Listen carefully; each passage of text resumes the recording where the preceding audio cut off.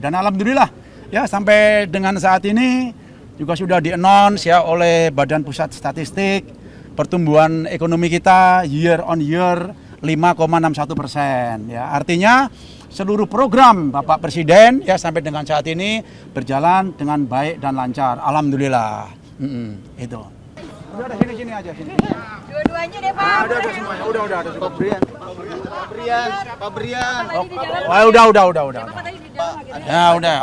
Ya, kita tadi makan bersama, ya makan siang bersama dengan Bapak Presiden.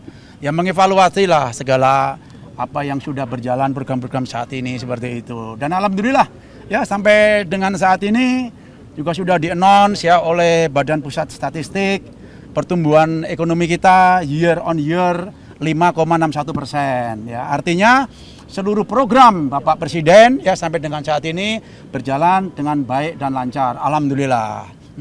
Itu. Ada arahan mungkin Pak dari Pak Presiden? Ya kita banyak berdiskusi ya evaluasi dengan berbagai macam program yang sudah berjalan seperti itu.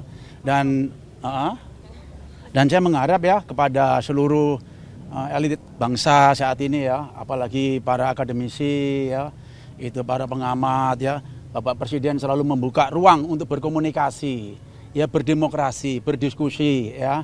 Silakan menyampaikan kritik-kritik dengan cara-cara yang baik ya. Ada kritik, ada penghinaan, ada provokasi. Nah, kita harus tahu masuk di sektor mana ya. Bangsa kita sedang sibuk membangun dengan situasi perang dunia saat ini. Alhamdulillah ya semuanya ekonomi dalam keadaan baik ya. Jangan direcoki dengan hal-hal yang remeh-temeh yang sepele ya. Gitu, marilah kita sama-sama kompak lah, apalagi elitnya ya. Oke. Apa? Oh, dengan Pak Brian ya kita membahas segala macam hal yang menyangkut pendidikan ya. Bagaimana meningkatkan, mencerdaskan kehidupan bangsa ini ya, yang berkaitan dengan pendidikan dan lain-lain. Tadi dibahas nggak Pak secara detail soal mungkin riset dan apa namanya kelanjutan dari bagaimana kampus-kampus itu diminta untuk membantu? Ya. Jadi petunjuk Bapak Presiden ya cukup lengkap ya, detail ya, mulai dari sekolah rakyat sampai universitas bagaimana kita membentuk smart generation ya seperti itu. Oke? Oh ya, itu nanti akan dijelaskan mungkin sama Menseknek atau Pak Menlu ya. Tapi kelihatannya juga beliau kemungkinan tadi juga akan hadir ya. Karena itu sifatnya penting ya. Tapi secara terperinci nanti akan dijelaskan oleh menteri terkait ya, atau Pak Presiden sendiri. Hah? Kalau nggak salah tanggal berapa? 7 ya mungkin ya. Tapi itu nanti akan dijelaskan cara pastinya lah. Aku mendahului nggak enak ya. Oke, thank you. Ayo mundur. Museum Marsinah Pak, kalau peresmian Museum Marsinah Pak? Wah, itu nanti jadwalnya coba di Pak itu Menteri Tenaga Kerja. Ya, coba beliau mungkin yang lebih tahu ya. Oke ya. Oke Bapak. Kesepakatan kerjasama nikel sama Filipina nggak sih Pak yang presiden? Oh pastilah, pasti akan dibahas berbagai macam geopolitik, geoekonomi kan ya. Oke, beritanya udah dapat kan semuanya ya.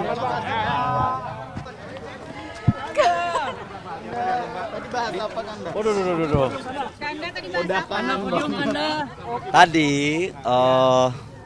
saya secara kebetulan dipanggil oleh Bapak Presiden untuk membahas beberapa perkembangan, termasuk dalamnya adalah harga crude BBM terhadap ICP. Yang kedua juga kita membahas tentang penataan tambang ke depan yang harus dimiliki oleh sebagian besar kepemilikannya oleh negara. Dan itu terkait dengan implementasi daripada pasal 33. Khususnya pertambangan-pertambangan yang baik yang lama maupun yang baru, itu nanti akan kita mencoba untuk mengoptimalkan pendapatan negaranya secara maksimal. Dan ini kita akan memakai contoh seperti pembagian hasil daripada pengelolaan migas kita. Migas kita itu kan ada cost recovery, ada gross split. Mungkin pola-pola itu yang akan coba kita exercise untuk kita bangun untuk bisa melakukan kerjasama dengan pihak swasta. Ya. Itu ke konsesi lagi tambang gitu. Ya. Pakai konsesi. Tetap konsesi, tetapi kita akan mengoptimalkan untuk pendapatan agar seimbang lah dengan negara. Dan negara harusnya kan mendapatkan porsi yang lebih besar. Itu kan instrumennya aja ya. Ya. Pak, untuk CNG Pak, pengganti LPG bagaimana? Oh ya, CNG. Jadi teman-teman tahu bahwa LPG kita ini kan 75-80% kan kita masih impor. Kebutuhan LPG kita setiap tahun meningkat. hari ini di Chandra Asri maupun di Lote itu membutuhkan 2-3 juta ton per tahun untuk bahan baku. Nah, terkait dengan konsumsi rumah tangga itu kurang lebih sekitar 7-8 juta ton. Persoalannya sekarang adalah ketika gejolak politik seperti ini, untuk mendapatkan kepastian impor LPG itu memang ada, tapi kan kita tergantung pada global.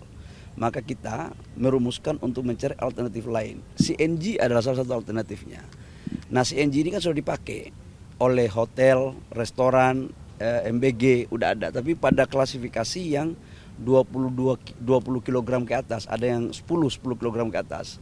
Nah, untuk yang 3 kilo memang tabungnya masih dilakukan uji coba karena tekanannya kan besar sekali, dia sekitar 200-250 bar. Nah, ini yang kita akan mencoba untuk modifikasi. Insya Allah 2-3 bulan ini kita akan dapat hasilnya. Kemudian kalau itu sudah dinyatakan firm, kita akan melakukan konversi. Sebab apa? CNG ini bahan bakunya ada semua di kita, C1, C2, gas. Apalagi kita kan baru menemukan gas sekitar 3.000 mm di Kalimantan Timur. Nah, ini sebagian besar kita bisa alokasikan untuk kebutuhan dalam negeri untuk mengcover CNG. Ya. Pak, ada proyeksi anggarannya berapa untuk CNG itu, Pak? Gimana? Proyeksi anggarannya berapa yang diperlukan untuk peralihan secara bertahap ini? Ini kan modelnya B2B aja nantinya.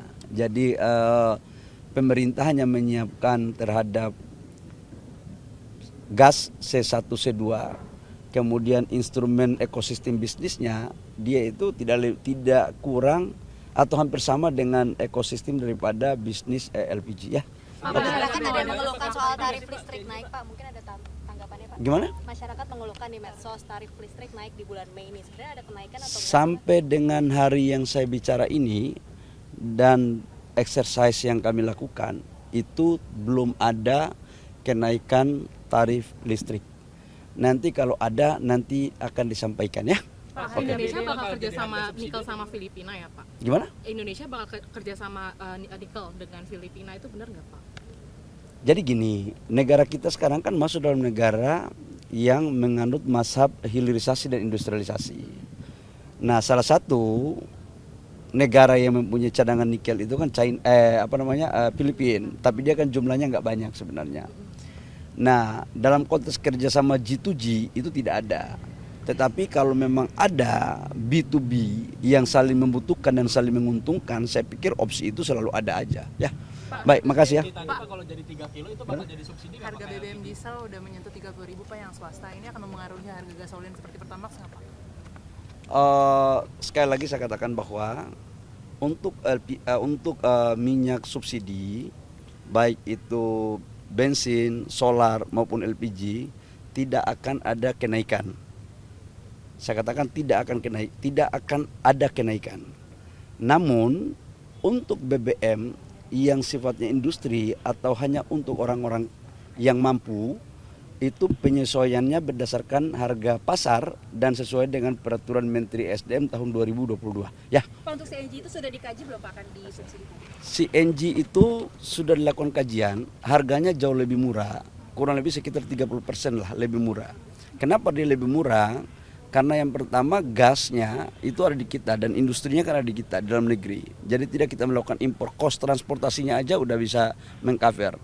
Dan yang kedua, dia itu berada di hampir semua wilayah yang ada sumber-sumber gasnya. Jadi itu jauh lebih efisien. Dan kalau ditanya apakah sudah perform untuk jalan atau tidak, pada skala yang besar udah jalan. Di daerah-daerah Jawa kan sudah dipakai CNG. Hotel, restoran, kemudian MBG, dapur-dapur MBG sudah pakai itu. Akan memberdayakan warga lokal nggak Pak? Oh pasti dong. Dengan kita memakai CNG, insya Allah kalau teknologinya udah ada, itu mampu kita melakukan efisiensi devisa kita kurang lebih sekitar 130 triliun sampai 137 triliun. Dan kalau itu lebih murah, itu akan mengurangi subsidi kita. Atau kalau kita mau membantu rakyat lagi, kita akan mengurangi beban rakyat dalam konteks pembelian. Sekarang kan per tabung itu untuk LPG kan ada 18, 19, ada yang 20, bahkan ada yang lebih. Itulah kemudian di bulan Januari, Februari 2025, saya kan sempat dijadikan sebagai rujak waktu itu kan. Dan teman-teman media juga kan ikut memberitakan itu. Padahal waktu itu adalah tujuan saya, bagaimana subsidi ini tepat sasaran. Bagaimana hak-hak rakyat itu diberikan, jangan subsidi tidak tepat sasaran. Nah tujuannya itu salah satu antaranya harganya jangan naik gitu loh. Tapi waktu itu ya udahlah, itu pengalaman 2025 di awal kan. Tapi 2026 saya pikir kita harus inovatif, kita mencari alternatif yang semua sumber energinya ada di negara kita. Ya. Jadi CNG nggak subsidi Pak kalau nanti dibikin jadi 3 kilo kayak gas melon itu? Semuanya lagi dikaji. Opsinya subsidi masih harus lah. Tinggal volumenya seperti apa yang kita perlu baca ya. Kita belum buat kok. Kalian sudah membuat vonis itu loh. Aku bingung karena teman-teman. Di mana lagi Pak? Ya hampir semua tempat yang ada sumber-sumber gasnya ya. Pak, tambang nikel WDB itu katanya udah kehabisan kuota produksi Pak. Kalau kayak gini bakal dikasih revisi LKB. Subscribe, share, like, and comment. Subscribe, share, like, and comment. Subscribe, share, like, and comment. Subscribe, share, like, and comment. Subscribe, share, like, and comment.